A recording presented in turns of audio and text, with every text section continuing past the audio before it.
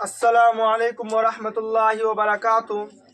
चलिए आज हम लोग हर चैप्टर का जो VVI ऑब्जेक्टिव है जो हर साल एग्जाम में आता है, यानी उससे रिलेटेड आता है, चाहे आपको अंक का डिजिट बदल देगा लेकिन वो क्वेश्चन आता है। चलिए आज वही ऑब्जेक्टिव देखते हैं, महत्वपूर्ण 50 ऑब्जेक्टिव। तो देखिए पहला ऑब्जेक्टिव है क्या, पहले लॉसा शुरू करते हैं। किससे शुरू करते हैं? लॉसा से, यानी एलसीएम और मौसा यानी एचसीएफ। एलसीएम और एचसीएफ से शुरू करते हैं, जो पहला ही चैप्टर में आता है। जैसे आपको एग्जाम में पूछा जाएगा 5, 15 और 20 का मौसा लॉसा और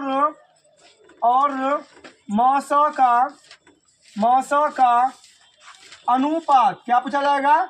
अनुपात यानी रेशियो, अनुपात क्या होगा? तो देखिए आप लोगों को कैसे बनाना है ये क्वेश्चन।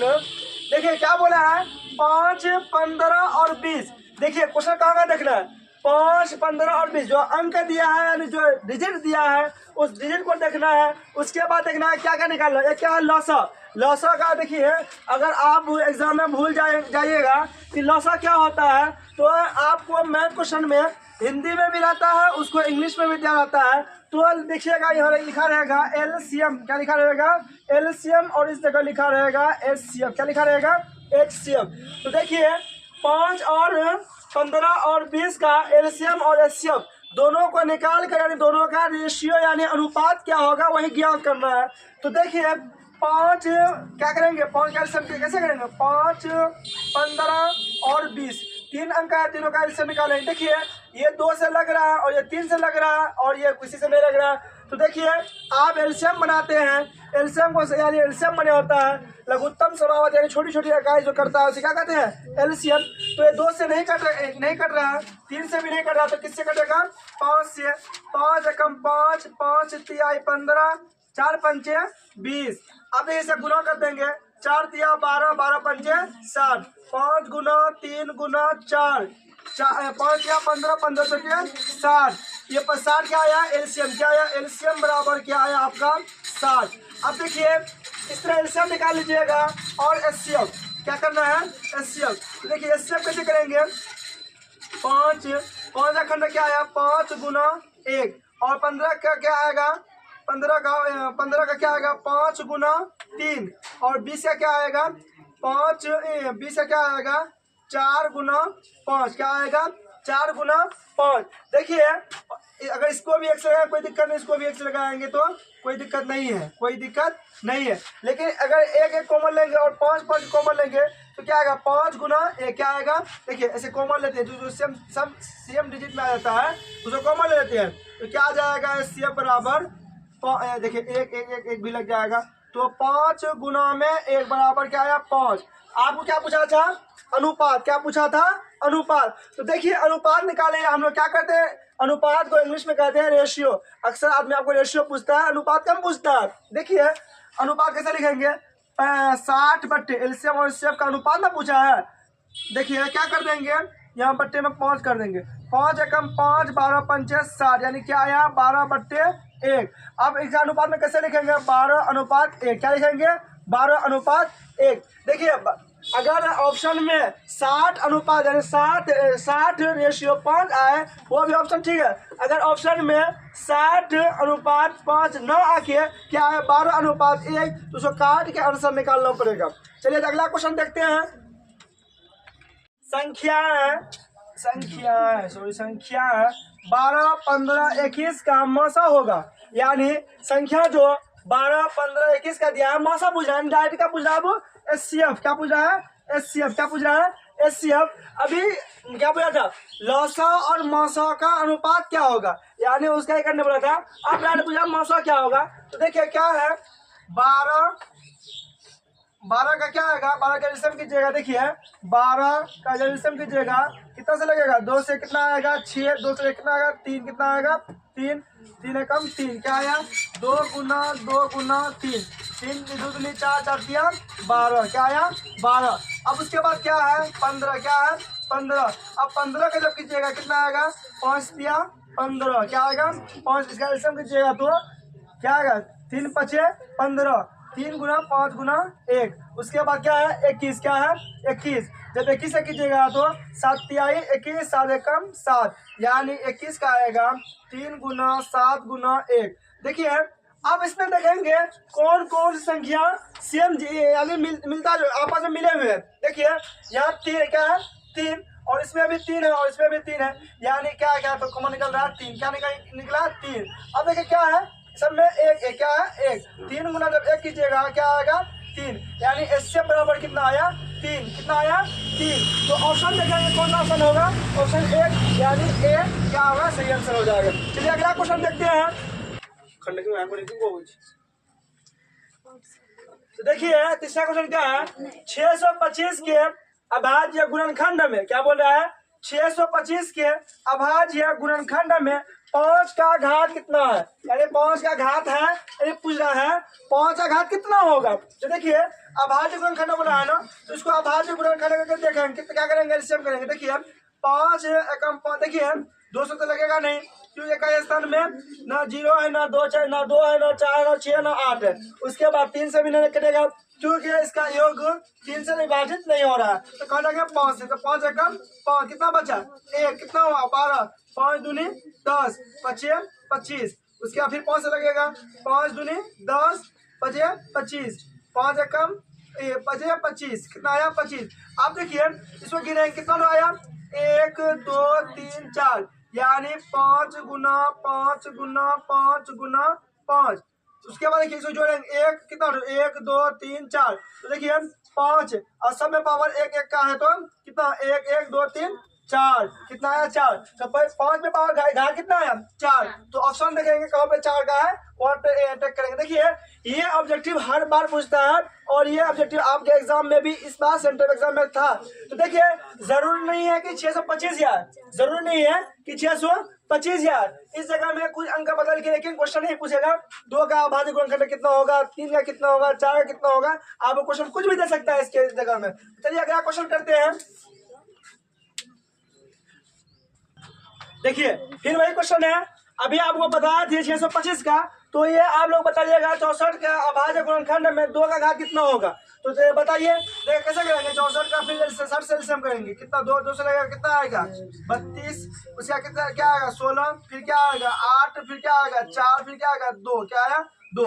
अब गिनेंगे 1 2 3 4 5 6, तो देखिए 2 पे पावर क्या आएगा 6, तो ऑप्शन कहाँ है सी। तो आप लोग कमेंट बॉक्स में बताइएगा 81 में किसमें 81 के अभाज्य गुणनखंड में 3 का घात कितना होगा, 81 का अभाज्य गुणनखंड कितना होगा, ये आप लोग कमेंट करके इसका आंसर बताइए। चलिए अगला क्वेश्चन करते हैं। देखिए पॉइंट नंबर का क्या है,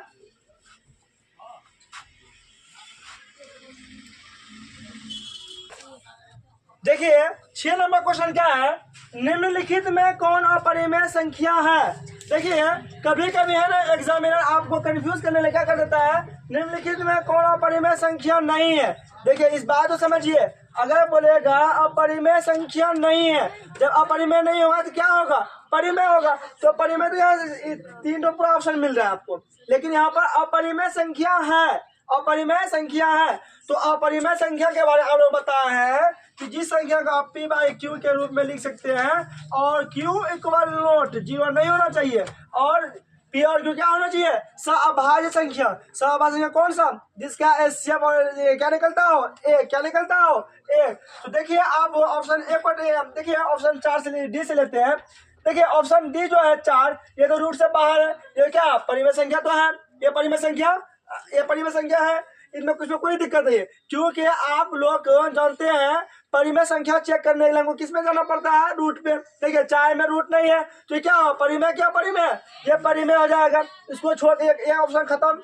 उसके बाद चलिए कहाँ पे सी पे, देखिए 81 और 64, देखिए 81 जो है इसका भी पूर्ण संख्या निकल जाता है, यानी पूरा वर्ग इसका निकल जाता है कितना 81 का 9, और 64 का कितना निकलता है 8, 9/8 आया।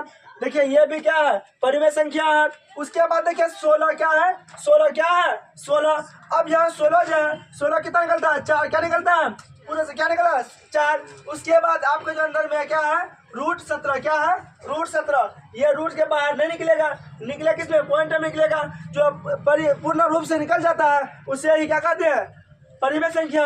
और जो रूट से बाहर नहीं निकल पाता है, यानी पॉइंट में निकलता हो, यानी पूर्ण तरीका से नहीं निकलता हो, उसे क्या कहते हैं, अपरिमेय संख्या। तो ऑप्शन ए क्या हो जाएगा, अपरिमेय संख्या। क्या हो जाएगा, अपरिमेय संख्या। चलिए अगला क्वेश्चन करते हैं। देखिए क्वेश्चन क्या है, अब देखिए दूसरा चैप्टर में चले गए हैं।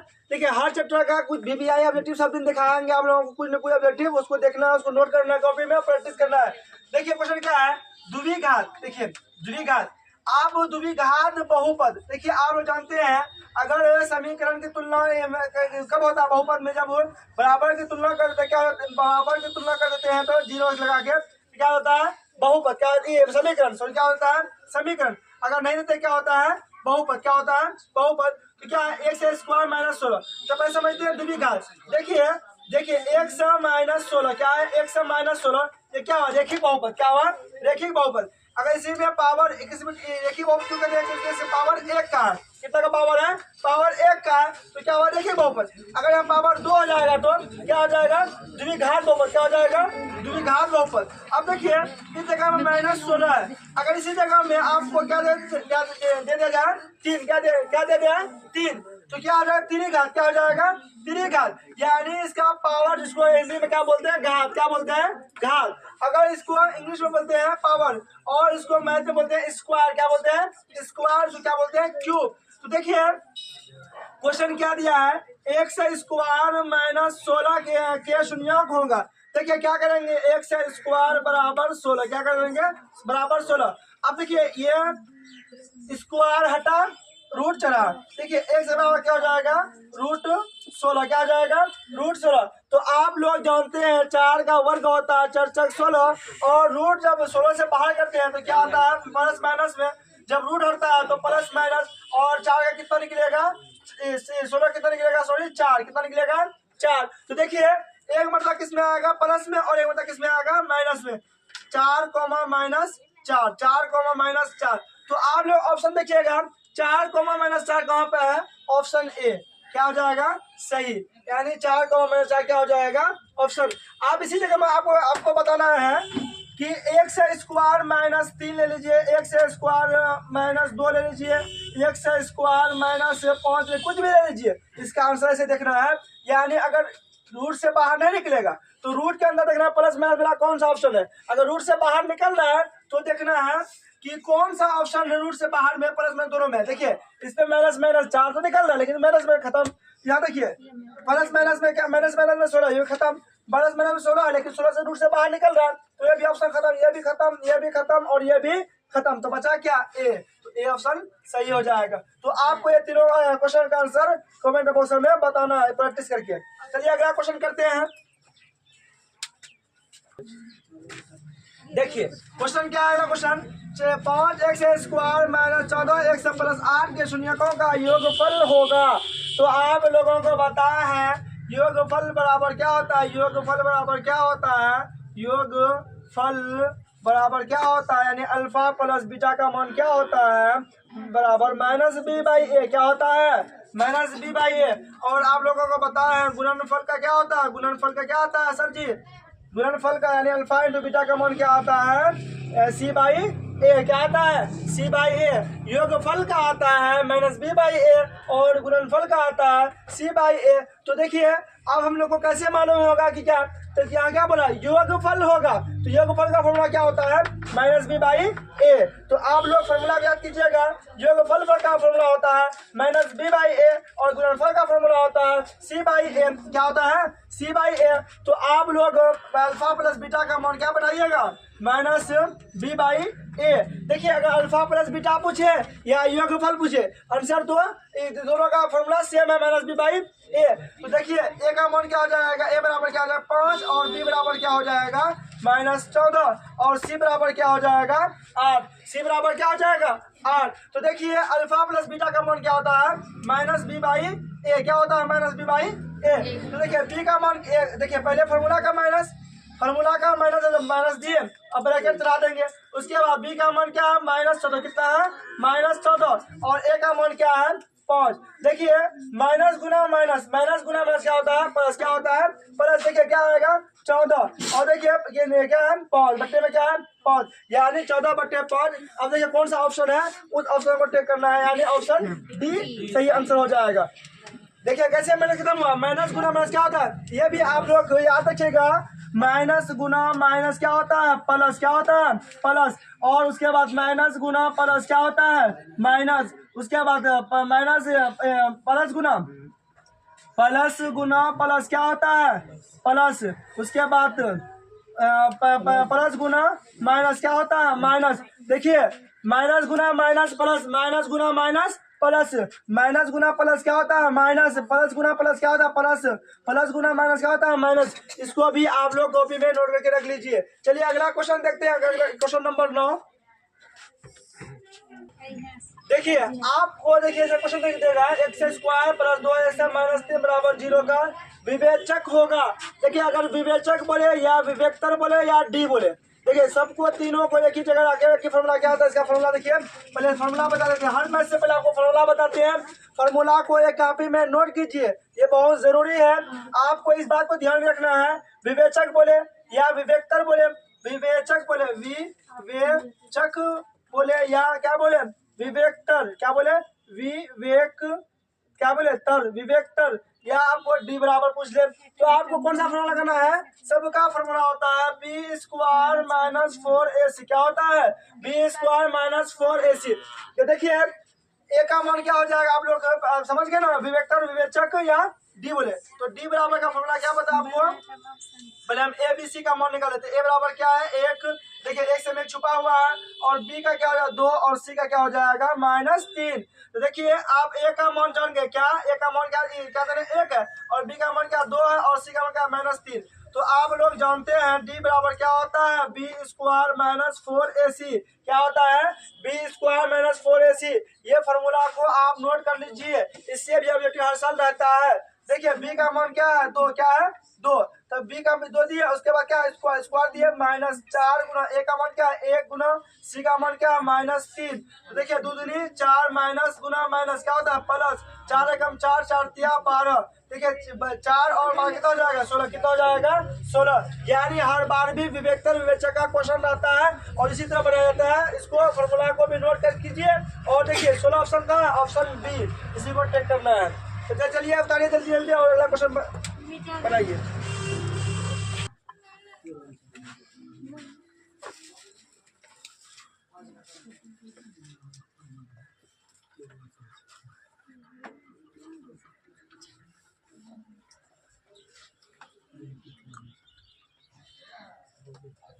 देखिए क्वेश्चन क्या है 10वां नंबर में, बिंदु क्या, बिंदु 13,14 में भुज है। तो चलिए पहले आप है ना भुज और कोटि को समझिए, भुज किसे कहते हैं, कोटि किसे कहते हैं। तो आप लोग का कैसे रहता है x, y, क्या होता है x, y। तो चलिए आप 7वां चैप्टर में चले गए हैं, देखिए क्या होता है x, y। तो देखिए x जो है x ये क्या है, भुज, क्या है भुज। x का मान, x को क्या कहते हैं, भुज क्या कहते हैं, भुज। और y को क्या कहते हैं, कोटि, क्या कहते हैं, कोटि। x को क्या कहते हैं, भुज, और y क्या कहते हैं, कोटि। इस बात को भी आप लोग ध्यान में बैठा लीजिए। देखिए ये भुज जो है x को कहते हैं और y को कोटि कहते हैं। तो ये भी आप लोग समझ सकते हैं, x की जगह में क्या है 13, और 14 की जगह में क्या है y जगह क्या है 14। तो देखिए हमको क्या पूछा है क्वेश्चन में, भुज है, तो भुज क्या हो जाएगा ऑप्शन ए 13। अगर इसी जगह हम क्या पूछता है कोटि, क्या हो जाता है 14। देखिए आप है ना इस चैप्टर से एक भुज वाला क्वेश्चन, भुज या कोटि दोनों में से कोई एक से पूछेगा। उसके बाद मूल बिंदु का नियामक यानी व्यापक रूप क्या होता है, मूल बिंदु का x² + y² यानी फॉर्मूला क्या होता है, और मूल बिंदु का निर्देशांक क्या होता है 0,0।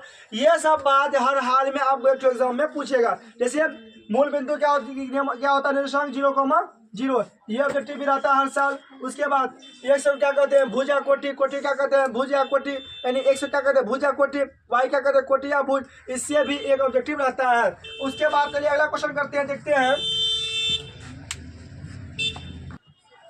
देखिए क्वेश्चन क्या है, 7, -4, 7, एवं क्या है, एवं -5, के बीच की दूरी है। देखिए बीच की दूरी, ये तो बिहार बोर्ड के लिए फेवरेट क्वेश्चन है। बिहार बोर्ड का बीच की दूरी मूल बिंदु का नियामक, मूल बिंदु का निर्देशांक, x अक्षर को y अक्षर को, ये सब चैप्टर से बीच की दूरी वाला चैप्टर जो है ये तो बिहार बोर्ड का फेवरेट चैप्टर है।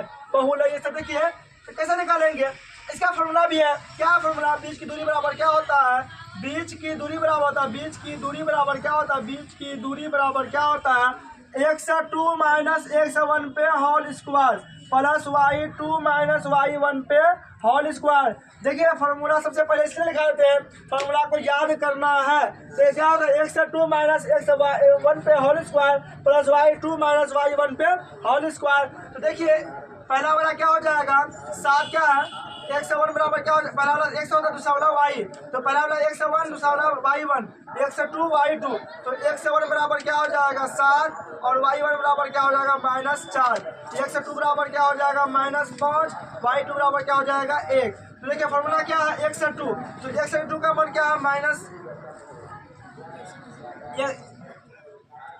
x2 का मान क्या है -5, क्या है -5, और y1 x1 का मान क्या है, x1 का मान है 7, तो 7 -7 पे स्क्वायर प्लस y2 का मान क्या है, देखिए y2 का मान है -1 और y1 का मान क्या है -4, माइनस प्लस क्या हो गया 4 पे स्क्वायर पे ओवर रूट। देखिए 5 7 5 12 पे स्क्वायर प्लस 4 1 5 पे स्क्वायर। देखिए 12 कितना था, 144 कितना था, 144 प्लस 25। अब देखिए जोड़े कितना आएगा, 5 4 9 4 2 6 और 169 का वर्गमूल निकलता है 13, कितना आता है 13। तो ऑप्शन चेक कीजिए, ऑप्शन 1 में कितना 12, ऑप्शन बी में कितना 13, यही होगा। ऐसे ही वीडियो पाने के लिए हमारे चैनल को सब्सक्राइब करें एंड वीडियो को लाइक एंड शेयर करें। अस्सलाम वालेकुम रहमतुल्लाहि व बरकातहू।